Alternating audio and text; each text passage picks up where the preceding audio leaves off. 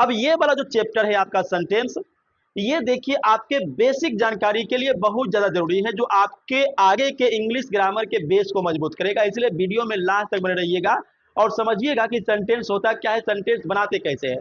अब यहाँ समझिएगा, देखिए कहता है कि किसी शब्दों का एक ऐसा समूह जो पूर्ण अर्थ देगा, उसी को हम लोग सेंटेंस मानेंगे।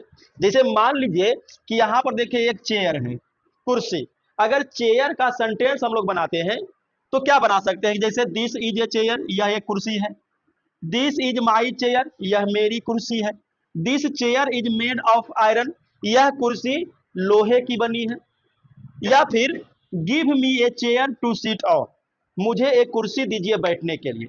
तो जरा समझिए, चारों सेंटेंस तो चेयर का ही है, लेकिन इसमें सबसे परफेक्ट अर्थ कौन दे रहा है, देखिए ये वाला, कि कुर्सी दीजिए किसके लिए भाई, बैठने के लिए। यह मेरी कुर्सी है, या कुर्सी है, या कुर्सी लोग बनाए, ठीक है, ये सेंटेंस ठीक है। लेकिन इस जो चेयर शब्द है, इस चेयर का कंप्लीट अर्थ कौन दे रहा है, कुर्सी। तो कुर्सी क्या करेगा, बैठेगा, तो कुर्सी दीजिए बैठने के लिए। तो इस प्रकार से इसको समझिएगा कि जब भी सेंटेंस का निर्माण करना होगा तो उस शब्द का पूर्ण अर्थ निकालने का कोशिश करना है, तब जाकर के सेंटेंस सटीक होगा, बढ़िया से बनेगा। अब यहां पर समझिएगा कि हम लोगों को 5 प्रकार के सेंटेंसेस को कवर करना है। कई गो, 5 गो मेन वही है। ये तो डेफिनेशन आप नहीं भी याद करिएगा तो चलेगा, लेकिन यहां पर ये जो है, there are 5 kinds of sentences, ये आपको याद रखना है। क्या है, पहला असर्टिव सेंटेंसेज, इसको हिंदी में बोलते हैं विधानात्मक वाक्य या कथनात्मक वाक्य, यानी कि जो कुछ भी बोला जाएगा, कहा जाएगा, उसी को असर्टिव सेंटेंस बोलेंगे। जैसे इसी में हम लोग बोल रहे हैं, this is chair, this is my chair, this chair is made of iron, give me a chair to sit on, ये सब का सब असर्टिव सेंटेंस है ना। उसके बाद दूसरा होता है इंपरेटिव सेंटेंस, आज्ञा सूचक वाक्य, जिसमें किसी को ऑर्डर देगा, एडवाइस देगा, रिक्वेस्ट करेगा, वो सभी चीजें आपको आएगा आज्ञा सूचक वाक्य इंपरेटिव सेंटेंस में। तीसरा है एक्सक्लामेटरी सेंटेंस, यानी कि विस्मयादि बोधक वाक्य। ऑप्टेटिव सेंटेंस, इच्छा बोधक वाक्य। और पांचवा है इंट्रोगेटिव सेंटेंस, प्रश्नवाचक वाक्य। तो ये 5 सेंटेंसेस को हम लोग को कवर करना है, जिसमें आज हम लोग पहला सेंटेंस पढ़ेंगे असर्टिव सेंटेंस को। किसको कहेंगे असर्टिव सेंटेंस, तो ए सेंटेंस विच मेक्स एसरेशंस और statements is called an assertive sentence, यानी किसी वाक्य में जब हम किसी को कुछ कहेंगे, किसी को कुछ बोलेंगे, कुछ बताएंगे, उसी को हम बोलेंगे असर्टिव सेंटेंस। ठीक है, जिस वाक्य में कुछ कहा जाए या बताया जाए उसे ही हम असर्टिव सेंटेंस यानी कि कथनात्मक या विधानात्मक वाक्य कहते हैं। जैसे एग्जांपल देखिएगा, ही इज ए गुड बॉय, वह एक अच्छा लड़का है, देखिए फेंकना है ना, अच्छा लड़का है। The sun rises in the east, सूर्य जो है पूरब में उगता है। उसके बाद सी रीड्स इन क्लास, वह वर्ग में पढ़ती है। तो ये सब क्या हुआ, बताया जा रहा है, कहा जा रहा है कि सूर्य पूरब में उगता है, वह वर्ग में पढ़ती है, वह एक अच्छा लड़की, सब बताया जा रहा है। तो क्या बोलेंगे, असर्टिव सेंटेंस। अब असर्टिव सेंटेंस को बनाइएगा कैसे, मेन ये है, इस पर हम लोग आते हैं, मेन जरूरी वही है। तो याद रखिएगा असर्टिव सेंटेंस को बनाने का नियम क्या है। असर्टिव सेंटेंस का रूल देखिएगा, पहचानने के लिए भी और बनाने के लिए भी। ये डेफिनेशन अगर आप नहीं भी याद रखिएगा तो कोई दिक्कत नहीं, क्योंकि आपके एग्जाम में एमसीक्यू क्वेश्चन पूछा जाता है, डेफिनेशन नहीं पूछा जाता है। अब यहां देखिए, जैसे बनाने के लिए आपको सबसे पहले एक चाहिए सब्जेक्ट, क्या चाहिए, सब्जेक्ट। जैसे यहाँ पे देखिए सब्जेक्ट है ये, he is a good boy, he यानी ये फेंकना सब्जेक्ट है।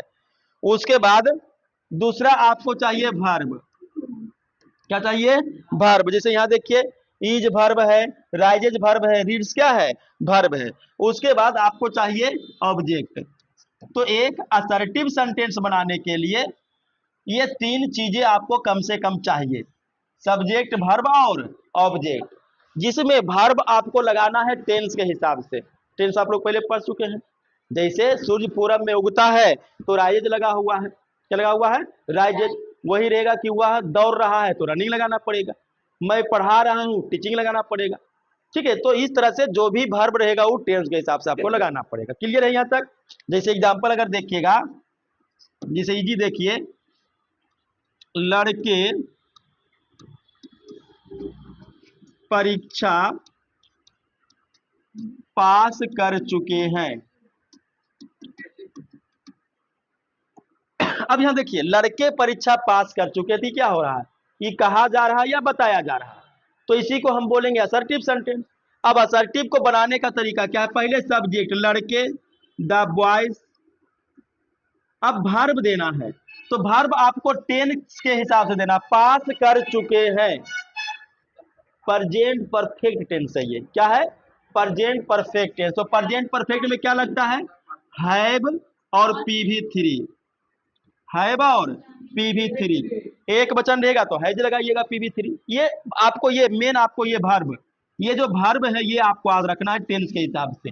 अब बाकी ऑब्जेक्ट क्या है, परीक्षा, तो द एग्जामिनेशन लगा दीजिए।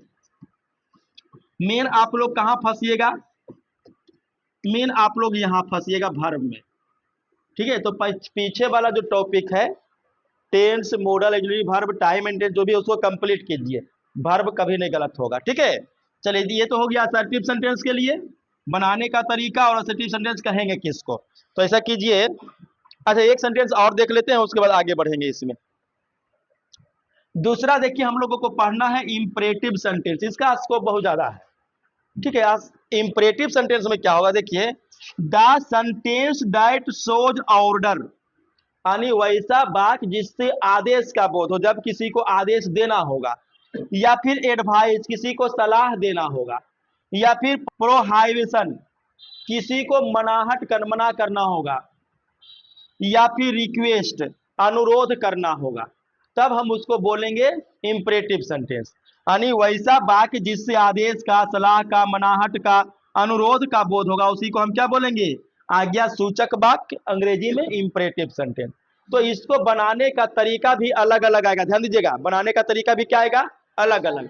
अगर ऑर्डर या एडवाइस का बोध हो रहा है तो अलग ढंग से बनेगा, प्रोहाइबिशन हो रहा है, मनाहट हो रहा है तो अलग ढंग से बनेगा, रिक्वेस्ट हो रहा है तो अलग ढंग से बनेगा। तो उसी चीज को यहां पर हम लोग समझेंगे। तो इंपरेटिव सेंटेंस का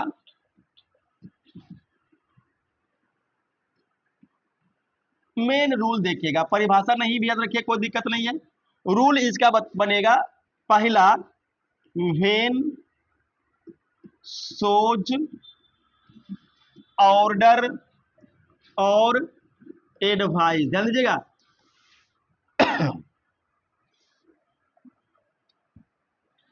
व्हेन सोज ऑर्डर और एडवाइस, यानी जब किसी को आदेश या सलाह दे रहा होगा, क्या दे रहा होगा, आदेश या सलाह। यहां पर समझने के लिए लिख देते हैं, जब आदेश या सलाह का बोध हो, जब आदेश या सलाह का बोध होगा, तो देखिएगा यहां पे ध्यान दीजिएगा कैसे बनाना है आपको। पहले आपको लगाना है प्रिंसिपल वर्ब का पहला रूप, क्या लगाना है, प्रिंसिपल वर्ब का पहला रूप। उसके बाद आपको लगाना है ऑब्जेक्ट या कंप्लीमेंट या अदर वर्ड, जो भी बोल लीजिए, ऑब्जेक्ट या कंप्लीमेंट। बस ये दो ही चीज से आपका ये जो है ऑर्डर और एडवाइस वाला टॉपिक समाप्त है। दो ही चीज लगाना है, वर्ब और ऑब्जेक्ट, और कभी कभी तो एक ही चीज से भी काम चल जाएगा, है ना। जैसे स्टैंड अप, खड़े हो जाओ, ऑर्डर दे देंगे, इसमें ऑब्जेक्ट है ही नहीं, है ना। शट अप, शांत रहो, ऑर्डर दे देंगे, इसमें भी क्या है, ऑब्जेक्ट नहीं है। और कभी कभी क्या, जैसे गो देयर, वहां जाओ, तो इसमें क्या हुआ, गो देयर, ऑब्जेक्ट के साथ साथ, सॉरी वर्ब के साथ साथ ऑब्जेक्ट भी। तो आदेश या सलाह देगा तो PV1 जरूरी है, एकदम सबसे ज्यादा जरूरी है, ई सबसे ज्यादा जरूरी है, ठीक है। जैसे एग्जांपल देखिएगा, रीड योर बुक, अपनी किताबें पढ़ो, क्या हो रहा, अब किताब पढ़ने में आदेश भी दे सकता है और सलाह भी दे सकता है, दोनों काम हो सकता है ना। सलाह दे रहा है कि चलो भाई किताब पढ़ो, या आदेश दे रहा है किताब पढ़ो, दोनों चीज हो सकता है। तो यहां पर देखिएगा, रीड ये क्या है, वर्ब का पहला रूप, और ये क्या है, बोल जल्दी से, ये ऑब्जेक्ट है। उसी प्रकार से हेल्प द नीडी, जरूरतमंदों की सहायता करो, ये क्या हो रहा है, सलाह दे रहा है, जरूरतमंदों की मदद करो, सहायता करो भाई। तो ये PV1 लगा और ये ऑब्जेक्ट लग गया। और कभी कभी तो खाली PV1 ही रहेगा। जैसे अगर हम खाली देंगे गो, गो जाओ, ऑर्डर दे देंगे जाओ, है ना, कम आओ, ऑर्डर दे। तो इस तरह से याद रखिएगा कि जब ऑर्डर देने का बोध होगा, एडवाइस देने का बोध होगा, तब वहां पर हम किससे शुरू करेंगे, वर्ब वन, ऑब्जेक्ट और कंप्लीमेंट से। ये चीज क्लियर है। दूसरा देखिए इसका बी नंबर इंपरेटिव का ही, वेन सोज प्रोहाइबिशन, यानी जब मनाहट का बोध होगा, मनाहट या मनाही कर लीजिए, जब मनाहट का बोध हो। अब मनाहट का बोध होने में आपको शुरू में लगाना होगा डोंट। क्या लगाना होगा, डोंट। उसके बाद आपको देना होगा वर्ब का पहला रूप, और ऑब्जेक्ट रह भी सकता है नहीं भी रह सकता है, लेकिन ज्यादा चांस है कि ऑब्जेक्ट रहेगा। उसके बाद क्या लगाना है, कंप्लीमेंट।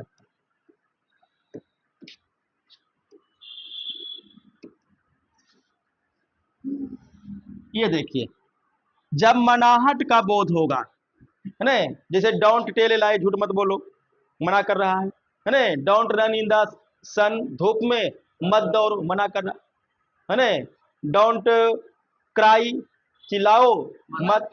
तो जब मनाहट का बोध होगा तब वहां पर डोंट लगेगा। ठीक है, जैसे डोंट ब्रेक दिस चेयर, इस कुर्सी को मत तोड़ो, तो डोंट लगा हुआ है, PV1 लगा हुआ है, ऑब्जेक्ट लगा हुआ है। उसी प्रकार से डोंट ट्राई टू फूल मी, मुझे बेवकूफ बनाने की कोशिश मत करो, है ना। डोंट लग गया, ट्राई क्या हो गया, PV1, बाकी ये आपका कंप्लीमेंट ऑब्जेक्ट जो भी कर लीजिए। ठीक है, तो याद रखना है कि डोंट से शुरू कब होगा, जब मनाहट का बोध करेगा। क्लियर है यहां तक।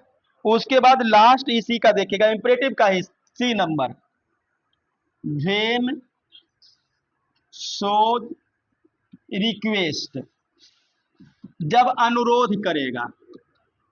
क्या करेगा, अनुरोध, है ना। ये जो इंपरेटिव है ना, इसका स्कोप ज्यादा है, एडवाइस और रिक्वेस्ट में है।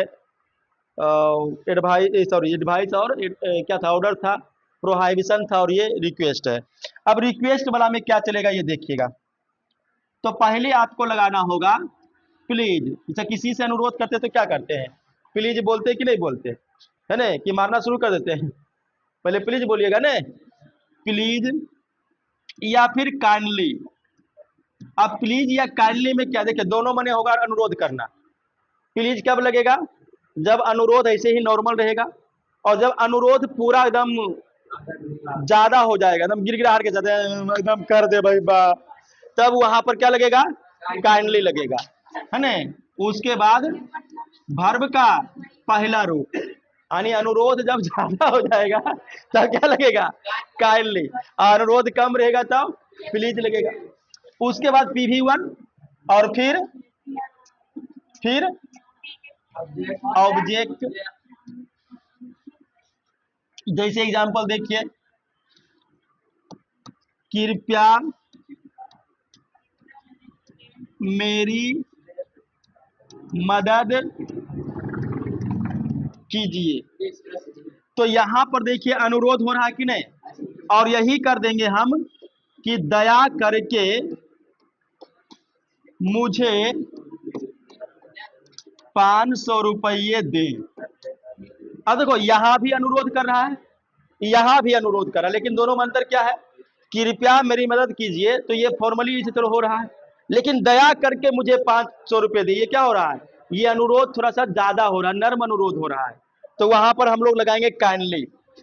यहां पर तो प्लीज चलेगा, लेकिन यहां क्या लगाना होगा, काइंडली लगाना होगा, है ना। तो रिक्वेस्ट भी दो टाइप का होता है ना। एक जनरली ऐसे ही कर दिया रिक्वेस्ट, और एक होगा कि पूरा एकदम गिर करके रिक्वेस्ट करना, है ना।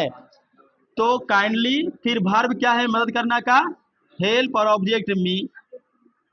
उसके बाद काइंडली, वर्ब कौन है, देना, देना का गिव, ऑब्जेक्ट क्या है, मुझे 500, तो 500 रुपीज, और मुझे का मी।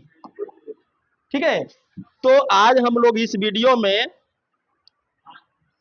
इंग्लिश ग्रामर का एक नया चैप्टर सेंटेंस, इसका बेसिक इंफॉर्मेशन क्या होता है, सेंटेंस कितने प्रकार के होते हैं, असर्टिव सेंटेंस क्या है, इंपरेटिव सेंटेंस क्या है, असर्टिव को बनाने का तरीका क्या है, और इंपरेटिव सेंटेंस को बनाने का तरीका क्या है, इसको देखें। आपको वीडियो कैसा लगा हमें कमेंट करके बताएं। और इस चैप्टर का 3 चीज अभी और बचा हुआ है, एक्सक्लेमेटरी, ऑप्टेटिव और इंट्रोगेटिव, इसको हम लोग नेक्स्ट वीडियो में करेंगे।